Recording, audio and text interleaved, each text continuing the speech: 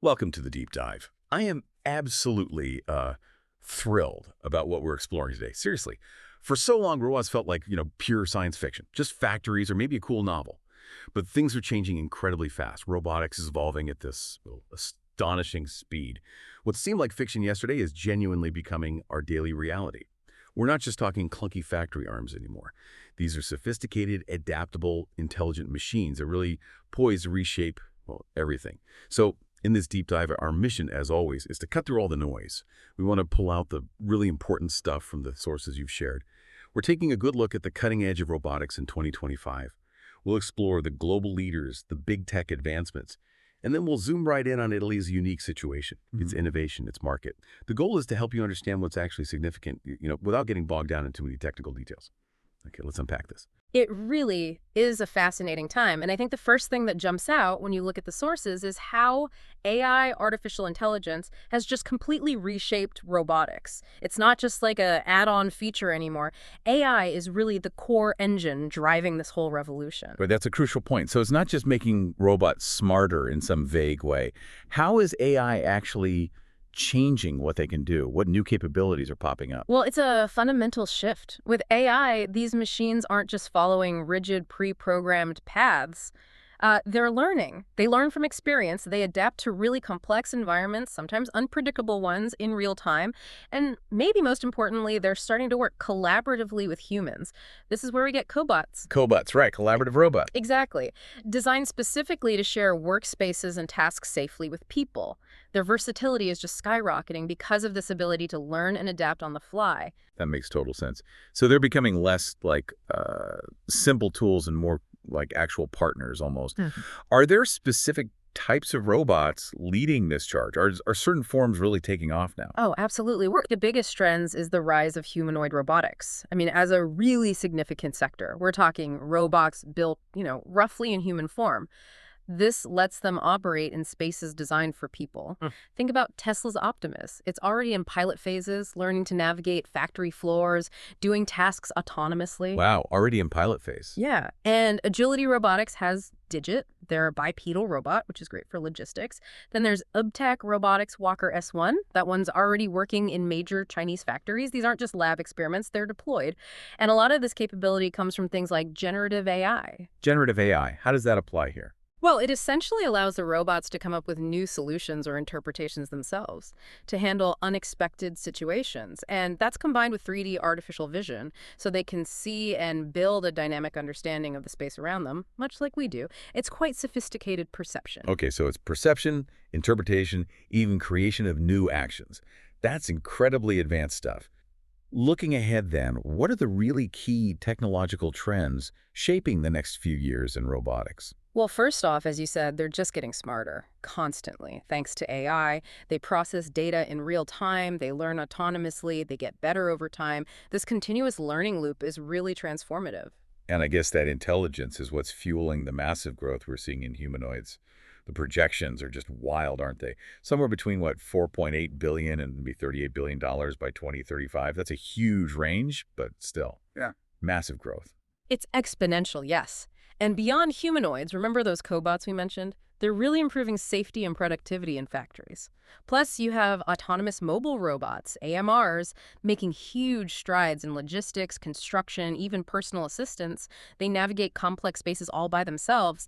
But connecting this to the bigger picture, what's really fascinating, I think, is the boom in strategic partnerships. Collaborations between companies. Exactly. Major robotics firms teaming up with AI giants. Think Microsoft, OpenAI, NVIDIA. This isn't just about sharing tech specs. It's fundamentally changing how development happens.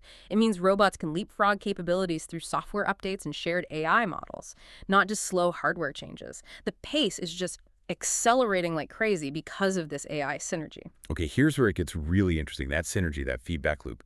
AI making robots smarter, smarter robots providing more data for AI.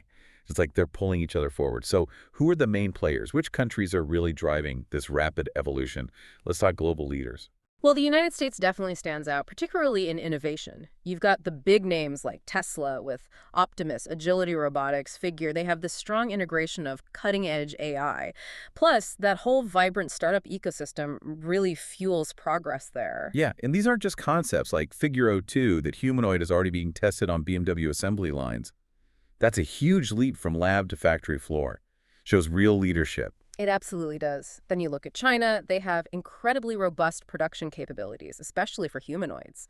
Take the Walker S1 from Uptech Robotics. It uses some really advanced techniques like imitation learning. Learning by watching humans. Exactly, and semantic navigation, meaning it understands the purpose of objects, not just their shape or location, makes it much more adaptable. It's already in use by major Chinese car makers. And, China also files a huge number of patents and invests massively in this sector. That focus on scale and rapid deployment is definitely noticeable. What about the sort of traditional powerhouses in robotics? How are they fitting in? Well, Japan, for instance, they have such a long, strong history in industrial and service robotics. Their strength now is really pushing the boundaries of collaborative robots, making them not just safe, but incredibly intuitive for people to work with. That human-robot interaction piece, they excel there. Okay, makes sense. And Europe, what's the key player there?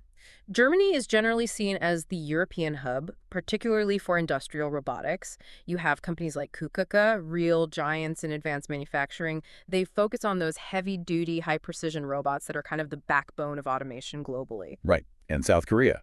Hyundai now owns Boston Dynamics, which always made those headline-grabbing robots. What's their focus now with AI? That acquisition was significant. Hyundai is pushing Boston Dynamics towards more practical, integrated AI applications. And fully electric designs, too.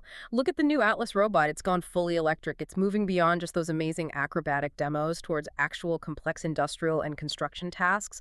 The dexterity and adaptability are incredible. So if you look at all these leaders together, Right. what's the takeaway? Well, what's fascinating here is how their different strengths complement each other and drive the whole field forward. You've got U.S. innovation and AI leadership, Chinese scale and investment, Japanese precision and human interaction focus, German industrial strength, and South Korean advanced physical design and AI integration. It's this diverse global competition and collaboration, too, that's fueling this incredibly rapid progress we're seeing. Okay, that gives us a great map of the global landscape.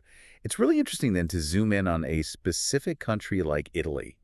How are these massive global trends playing out there? What's the current pulse of the Italian robotics market? It's a bit of a mixed picture for Italy right now, actually. The industrial robotics side saw a dip, about an 11.1% contraction in demand in 2024. That's the second year of decline after some really strong growth that peaked back in 2022. But there is what the sources call cautious optimism for 2025. They're predicting maybe a small rebound, like 2.9% growth in orders for the first half of the year.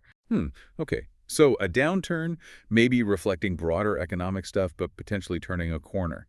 Despite those market headwinds, is Italy keeping up in terms of R&D? Are they still innovating? Oh, absolutely. Italy hasn't slowed down on the innovation front at all. They're continuing to invest significantly in R&D for both robotics and AI. The focus seems to be on developing more intelligent, adaptive systems, things like predictive maintenance. Using data to predict failures before they happen? Exactly, and using advanced sensors and AI to optimize production processes, making industry smarter and more resilient, essentially. That's good to hear that the R&D commitment is still strong. How visible is Italy on the world stage? Are they showcasing this work internationally? Yes, they have pretty strong international visibility. A great example was Expo Osaka 2025. Italy showcased humanoid robots there, like Pepper and R1. These weren't just tech demos, they were really positioned as symbols of Italian tech excellence and also Italo-Japanese collaboration. That event was a key moment for Italy to show how they're integrating robotics and AI in a sustainable, responsible way. That's a powerful statement. And are there specific Italian companies making waves, maybe with new products? Yeah, the industry is definitely active. For example, B&R, they're part of ABB but have a strong Italian presence. They presented new robots from their Codian family at the SPS Italia 2025 show. These are designed specifically for high efficiency and precision in production, so a clear focus on advanced industrial solutions. Okay. And beyond the big industrial players, is there a supportive environment, like a broader ecosystem in Italy? Definitely. There's a really vibrant ecosystem, actually. You see it in events like the Festival della Robotica in Pisa, Rome Cup in Rome, the whole Robot Valley initiative in Genoa. These bring together universities, research centers, businesses, even young students. It shows a real collaborative spirit and a strong community focused on robotics. That foundation seems quite solid. So what does this all mean for Italy then? It sounds like, okay, some market fluctuations, maybe some challenges there, but underneath, there's this really strong current of innovation, solid R&D, international partnerships, and this lively ecosystem. That's exactly the picture. It's nuanced. The market dip is real, but Italy's strong research base and international connections are major assets for navigating it. It suggests they're building foundational tech intelligent, adaptive systems that goes beyond just current industrial demand. And as robots become more versatile, like those ones at Expo Osaka, well, they could definitely find roles beyond the factory. Think about broader assistance in daily life. Maybe even something like helping maintain our homes. An intelligent robot handling chores. Okay, now you're talking. I would absolutely sign up for that. Seriously, the thought of a robot handling my weekly house cleaning, that's the dream. Imagine coming home, place is spotless, all thanks to your super smart humanoid helper. It's not just about laziness, it's freeing up time, right? Mental space for other things. Well, given these trends, it's becoming a much more attainable dream, I think. Looking ahead, these future perspectives, we're definitely going to see more humanoid robots spreading out. Not just factories, but into services, too. Their form factor just makes them so useful in places built for people. And they'll just keep getting better, right? More autonomous, smarter, cognitive abilities. That's thanks to all the progress in both the physical AI side and that generative AI stuff we talked about. Yeah. So they'll understand and react in even more, well, sophisticated, almost human-like ways. Which leads naturally to safer, more integrated human-robot collaboration. We're moving beyond just factory cobots. We'll see more seamless interactions in all sorts of environments, and that enables expansion into totally new sectors. Think elderly care, complex logistics, construction sites, even pushing boundaries in space exploration. The possibilities just keep expanding as the tech evolves. It's truly mind-boggling to think how much our world could change with all this happening. What stands out to you listening? How do you imagine these robots impacting your own life or the world around you? For me, I just keep coming back to that idea of them being genuinely helpful partners, from the assembly line right into our living rooms. It's exciting. And that excitement naturally leads to a deeper question, doesn't it? As these robots become increasingly autonomous, increasingly woven into the fabric of our daily lives, what are the new questions we need to ask about human-robot interaction? About societal norms. It's not just about the technology itself, but how we choose to live alongside it and what that evolving relationship means for us as humans. Something to think about. A very thought-provoking point to end on, as always. That's all the time we have for this deep dive into the really dynamic world of robotics in 2025. Thank you so much for joining us today. Yes, thanks for listening. We hope you found these insights into where technology is heading valuable. And if you enjoyed this deep dive, please do take a second to like this and subscribe to our channel. That way you won't miss out on our future explorations into more fascinating topics. Until next time.